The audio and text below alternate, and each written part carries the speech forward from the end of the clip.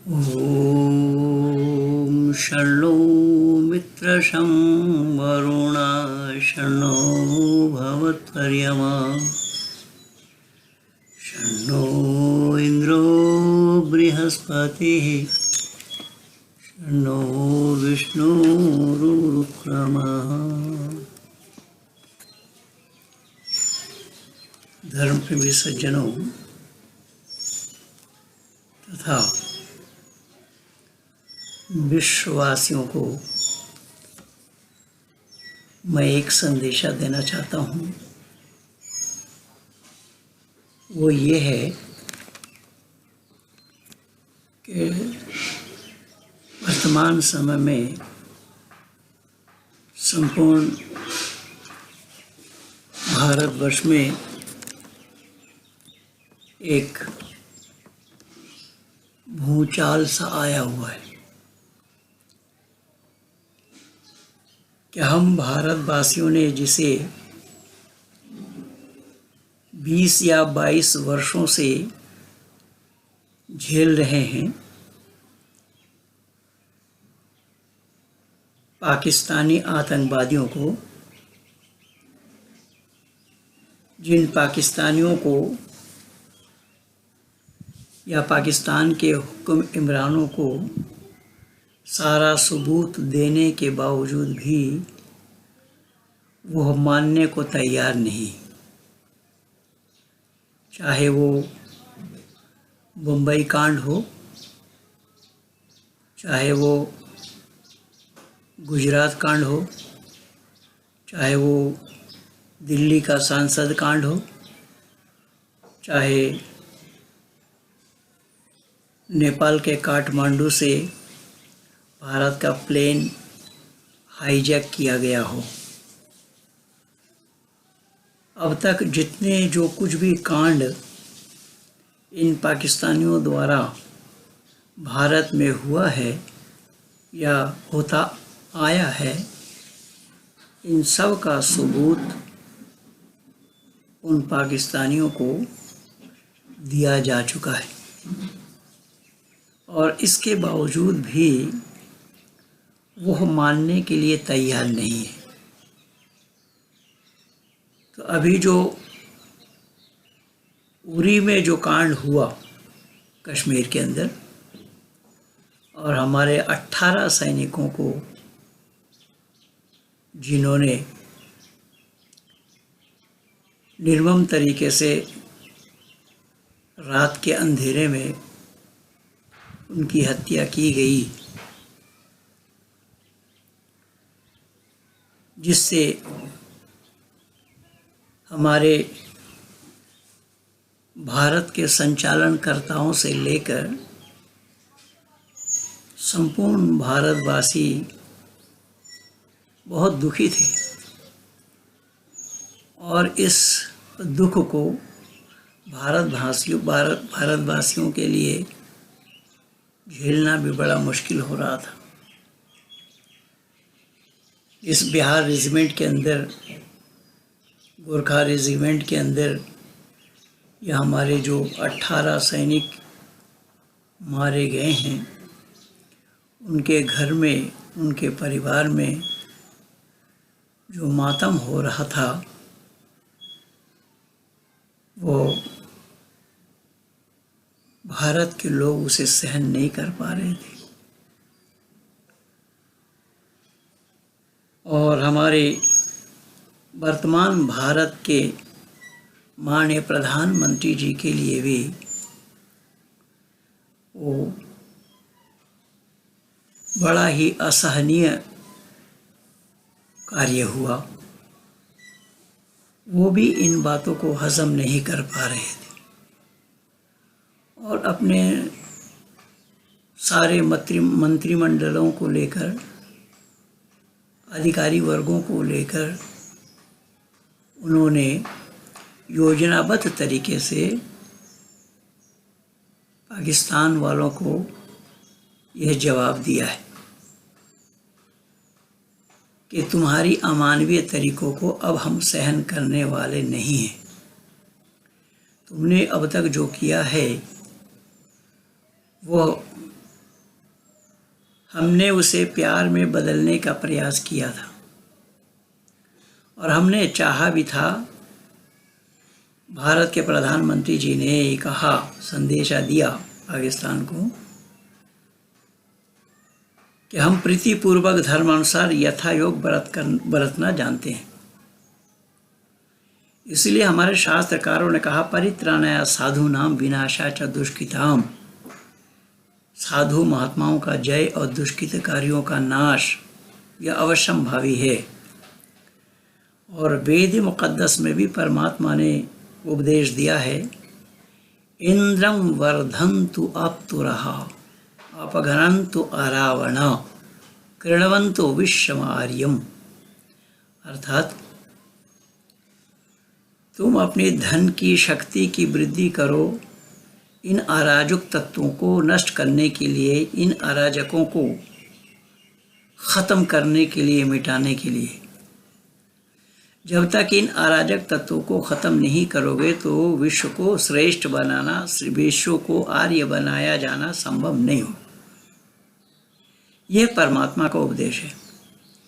उन्हीं उपदेशों पर चरितार्थ करते हुए, अर्थात उन्हीं उपदेशों को अपने जीवन में उतारते हुए माननीय भारत के प्रधानमंत्री जी नरेंद्र मोदी जी ने पाकिस्तान वासियों को यह बता दिया, पाकिस्तान के अधिकारियों को भी यह सूचना दिया है कि ये मत समझना कि हम चूड़ी पहने बैठे हैं। हमारे हाथ में चूड़ी नहीं है, और चूड़ी हो भी तो रानी झांसी का नाम स्वर्णिम अक्षरों में हमारे इतिहास के पन्नों में लिखा है। केवल रानी झांसी नहीं, ऐसे अनेक माताएं हुई हैं भारतवर्ष के अंदर में, जिन्होंने अपने संस्कृति की रक्षा के लिए अपने प्राणों को निछावर किया, प्राणों की बाजी लगाई। और हम उन्हीं के संतान होने के कारण उनके गुण तो हमारे अंदर में भी आनी चाहिए, और है भी। अब वो है या नहीं, उसे केवल और केवल दिखाने के लिए एक टेस्ट लिया गया कि अब हम भारत के लोग चुप रहने वाले नहीं हैं। जो प्रधानमंत्री के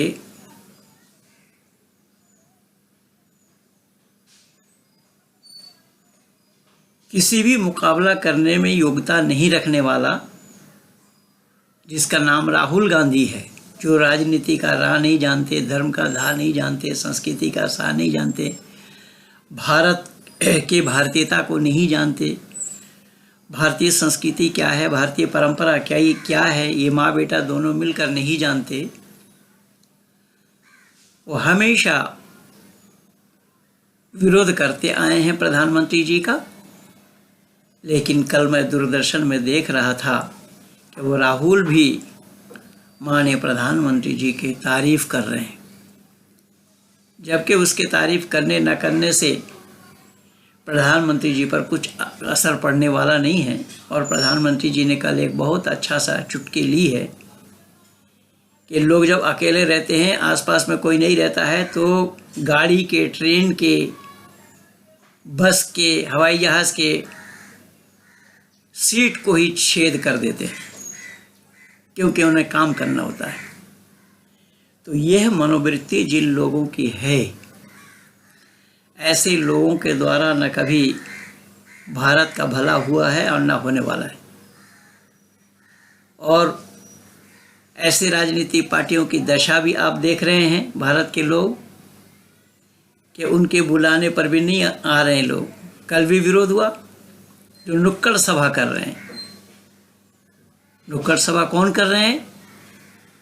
कांग्रेस के उपाध्यक्ष, जिनका नाम राहुल गांधी है। क्या दशा इनकी हुई है, या भारत के लोगों ने किस दशा में इनको पहुंचाया है, जिन्हें आत्मचिंतन करना चाहिए। लेकिन आत्मचिंतन तो उन्होंने कभी भी नहीं किया, और ना वो करना जानते हैं। आत्मा क्या है जिसके ऊपर वो चिंतन करें, उन्हें ये भी मालूम नहीं। लेकिन वर्तमान समय में माननीय भारतीय प्रधानमंत्री जी के कार्य को सबने सराहा और सबने मिलकर माननीय प्रधानमंत्री जी को बधाई दी और हमारे सैनिकों को भी बधाई दिया। सेना के मनोबल बढ़ाने के लिए हम भारतवासियों ने एकजुटता दिखाई और इसमें कुछ लोगों ने कुछ कहा कि अनेकता में एकता, यद्यपि अनेकता में एकता होना संभव नहीं है। वो अवैधिक बातें हैं, सिद्धांत के विरुद्ध बातें हैं। फिर भी वर्तमान समय में जो सहमति सभी लोगों ने मिल कर के जताई है वो सराहनीय है कि विरोधी भी समर्थन कर रहे हैं। चाहे वो ग़ुलाम नबी आज़ाद हो, ये बेचारे अपने को आज़ाद कहते हैं लेकिन फिर नबी व ग़ुलाम का बताते हैं अपने को। नबी का ग़ुलाम हो करके भी अपने को आज़ाद कह रहे हैं। तो उन्होंने भी समर्थन दिया और कांग्रेस के कई लोगों ने समर्थन किया भारत के माननीय प्रधानमंत्री जी का। उसी श्रृंखला में पाकिस्तान के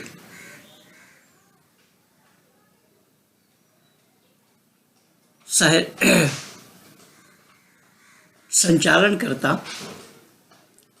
पाकिस्तान के प्रधानमंत्री इसको मानने के लिए तैयार नहीं, सेना अध्यक्ष भी मानने के लिए तैयार नहीं कि भारत द्वारा यह कांड हुआ है। और जो चिल्ला चिल्ला कर बोल रहे थे उनके रक्षा मंत्री, कल भी देखा उनकी बोलती बंद है, बोली जुबान लड़खड़ा रही है, बोल नहीं पा रहे हैं। वो ये कह रहे हैं हमारे 2 जवान शहीद हुए, 2 जवान मरे। कहाँ मरे, कैसे मरे, मारा या अपने आप मरे, उसको बताने के लिए तैयार नहीं। पर हाफिज़ सईद इस बात को कहने से नहीं चुका, क्योंकि हाफिज़ सईद के ही वो लोग थे जिन लोगों के हमारे सैनिकों ने मज़ा चिखाया है, लगभग 50 के बराबर। 50 लोगों को मौत के घाट उतारकर पूरी कांड का बदला हमारे सैनिकों ने लिया है। हमारे इन जाबाज सैनिकों को जितना भी धन्यवाद दिया जाए उतना ही कम और थोड़ा है, क्योंकि कारगिल में तो इन्होंने दिखा दिया था। ऊपर कब्ज़ा पाकिस्तान का था, ऊपर से नीचे मार करना बड़ा आसान होता है, लेकिन हमारे सैनिक नीचे से ही उनको वहाँ से भगाया। ये सब इतिहास के पन्नों में दर्ज हो रहा है। और पाकिस्तान भारत को क्या जवाब देगा? 1971 में 1971 में 93,000 सैनिकों ने नियाज़ी जैसे कमांडर इन चीफ पाकिस्तान का सरेंडर किया, हाथ ऊंचा कर लिया। और हम जो पकड़ करके लाए थे उन सैनिकों को हम लोगों ने, भारतवासियों ने 3 वर्ष पाला, उनको वेतन भी दिया, उन्हें लौटाया। लेकिन वो पाकिस्तान के लोग अपने सेना को भी स्वीकार करने के लिए तैयार नहीं थे। आज भी वही हो रहा है। हाफिज़ सईद ने उन आतंकवादियों का जो उनके दलभुक्त हैं उनकी जनाजा पढ़ी, और जनाजा पढ़ने का रीति रिवाज इस्लाम का है।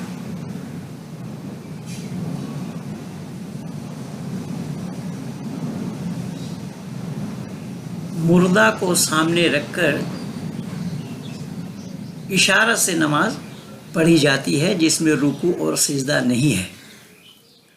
लेकिन मेरा सवाल यहाँ ये है कि ये नमाज किनकी पढ़ी गई? उन आतंकवादियों की जिसे पाकिस्तान और हाफिज़ सईद मिलकर मुजाहिदीन कह रहे हैं। मुजाहिदीन के माने दीन के खातिर जो जिहाद करे, दीन के खातिर जो लड़े, गैर इस्लामियों से लड़े, वो मुजाहिदीन है। इस्लाम के जिहादी, इस्लाम के लड़ाकू, उनकी जनाजा पड़ी।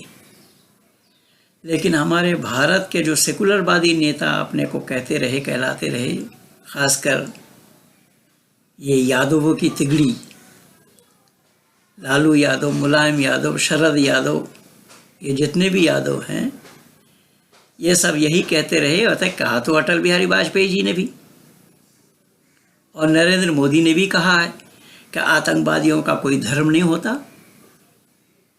पर वर्तमान समय में इन लोगों को आंख खोलकर देख लेना चाहिए, आतंकवादियों का कोई धर्म होता या नहीं होता। आतंकवादियों का अगर धर्म नहीं होता तो फिर उनकी जनाजा क्यों पढ़ी जाती, वो भी इस्लामिक रीति रिवाज के साथ।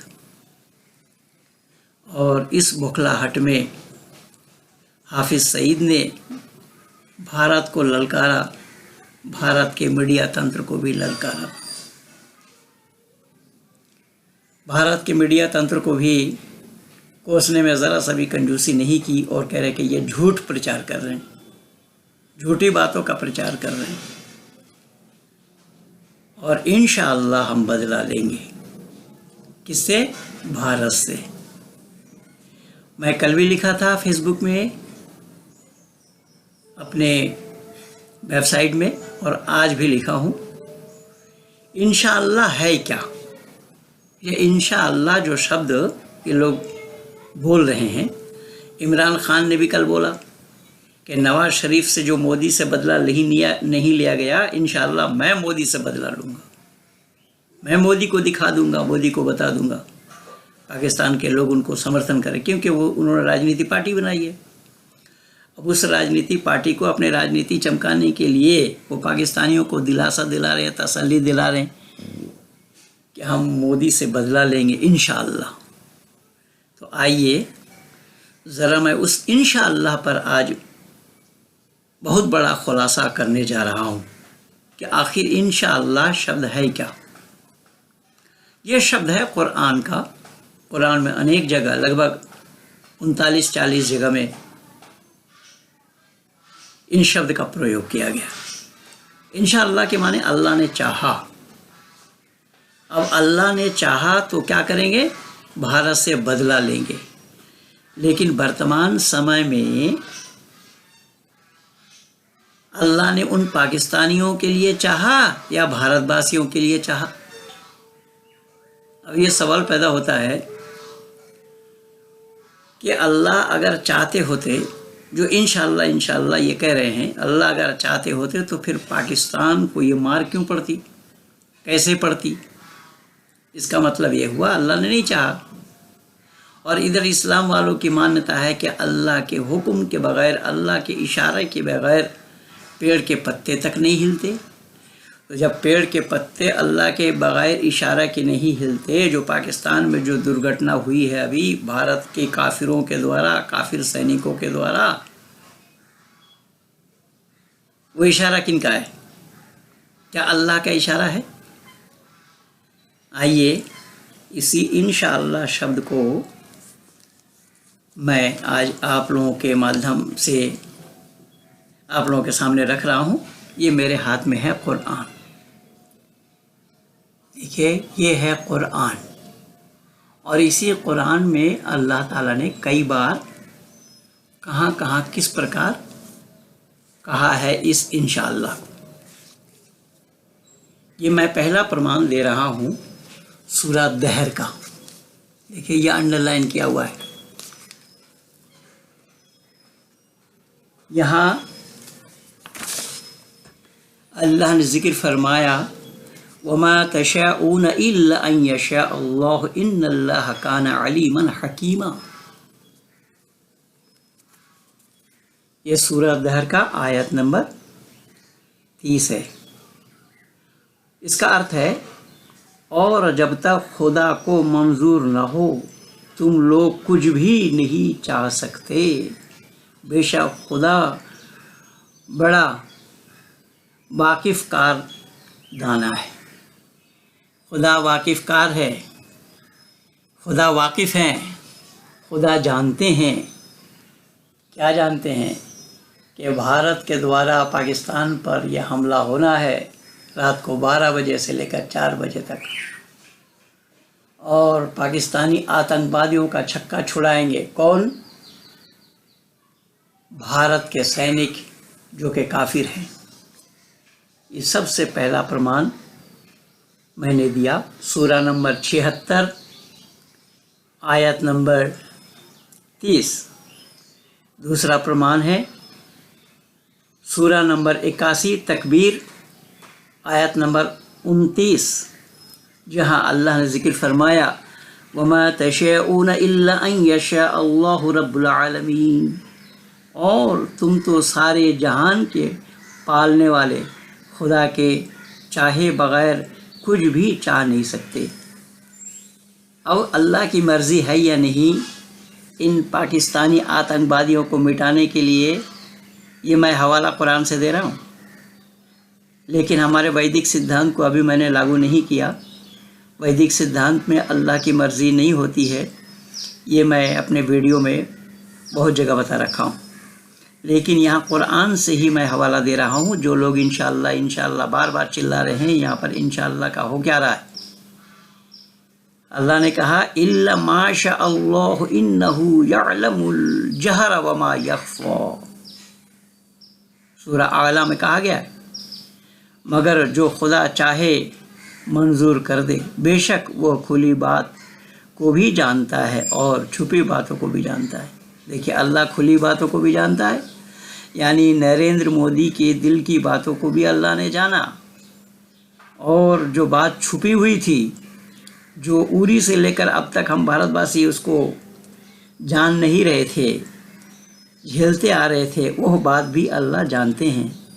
तो अल्लाह ने क्या कहा सूरा आला में कि इल्ला माशा अल्लाह इन्नहु यअलमुल जहरा वमा यख्फा, मगर जो खुदा चाहे मनसूख कर दे, बेशक वो खुली बात को भी जानता है और छुपी बात को भी जानता है। लेकिन खुदा ने चाहा, इंशाअल्लाह अब पाकिस्तान के पाले में नहीं है, इंशाअल्लाह ये शब्द अब भारत के पाले में आ गया। आगे और बताया है सूरा इमरान आयत नंबर 147 में मा यफ़अलुल्लाहु बिअज़ाबिकुम इन्ना शकरतुम व आमनतुम व काना अल्लाहु शाकिरन अलीमा। अगर तुमने खुद का शुक्र किया और उस पर ईमान लाए तो खुदा तुम पर अज़ाब करेगा। क्या करेगा? बल्कि खुदा तो खुद शुक्र करने वालों का कदरदान है, और अल्लाह वाकिफ़ है।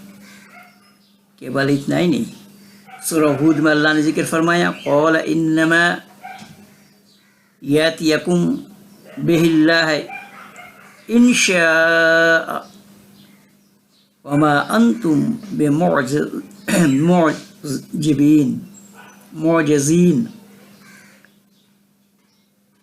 यहाँ सूरह हूद आयत नंबर 33 में अल्लाह ने ज़िक्र फरमाया नूह ने कहा अगर चाहेगा तो वो सब खुदा की ही हुक्म पर आवाज़ लगेगा और तुम लोग किसी तरह उससे हरा नहीं सकते हो, और अगर मैं चाहूँ तो तुम्हारी कितनी खैर ख्वाही भलाई करूँ। यानी अल्लाह अगर चाहेंगे भलाई किसकी करेंगे? यह कुरान से ही मैं हवाला दे रहा हूँ। फिर मैं निवेदन कर रहा हूँ, ये पाला अब बदल गया है, पाकिस्तान के पाले में न होकर भारत के पाले में आ गया है। ठीक इसी तरीके से सूरा राद आयत नंबर 39 में अल्लाह ने कहा यमहुल्लाहु मा यशा व युस्बित व इंदहु उम्मुल किताब। फिर इसमें से खुदा जिसको चाहता है मिटा देता है और जिसको चाहता है बाकी रहता है। सुन लो पाकिस्तान वालों, पाकिस्तान के लोगों ज़रा कान खोलकर सुन लो, मैं नहीं कह रहा हूँ अल्लाह ने क्या फरमाया। अल्लाह ने क्या फरमाया, यमहुल्लाहु मा यशा व युस्बित व इंदहु उम्मुल किताब। अल्लाह जिसको चाहता है मिटा देता है और जिसको चाहता है बाकी रखता है। जिसको चाहता है बाकी रखता है, जिसको चाहता है मिटा देता है। अब पाकिस्तान मिटने की कगार पे है और ये कुरान के अनुसार अल्लाह का कहना है, फरमान इलाही है। खुदा चाहता है मिटाना तुम्हारा और तुम मिटते जा रहे हो। मिटोगे क्योंकि तुम्हारे ज़्यादती को संपूर्ण विश्ववासियों ने देखा है। तुम्हारे अमानवीय तरीक़ों को विश्ववासी ने देखा है। इसीलिए फिर मैं निवेदन कर रहा हूँ, अल्लाह ने जिक्र फरमाया सूरह इमरान आयत नंबर 129 में, वलिल्लाहि मा फिस समावाति व मा फिल अर्द यग़फिरु लिमन यशा व युअज़्ज़िबु मन यशा वल्लाहु गफ़ूरुर रहीम।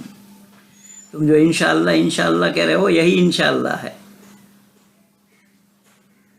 युअज़्ज़िबु मन यशा व युअज़्ज़िबु मन यशा, और जो कुछ आसमानों में है और जो कुछ ज़मीन के अंदर है सब खुदा की है। जिसको चाहे वो बख्श दे और जिसको चाहे सज़ा दे। तुम जो सज़ा भुगत रहे हो वो कुरान के अनुसार अल्लाह की दी हुई सज़ा है। केवल इतना ही नहीं, कुरान में अल्लाह ने अनेक जगह जिक्र फरमाया है कि मैं अगर प्रमाण देने लगूं तो ना मालूम कितने घंटे लग जाएं। मैंने 40 जगह से इकट्ठा किया है विभिन्न सूरतों में। इसी कुरान के अंदर में मैंने कहीं से नहीं लाया, मैं इसी कुरान से ही उठा करके दिया हूँ, दे रहा हूँ। और ये मत समझना कि ये कुरान हमारी बनाई हुई है, हमारी लिखी हुई है। नहीं नहीं, सवाल ही पैदा नहीं होता।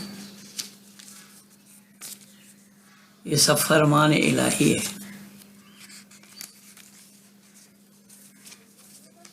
जो अल्लाह ने जिक्र फरमाया है, यही कुरान शरीफ में।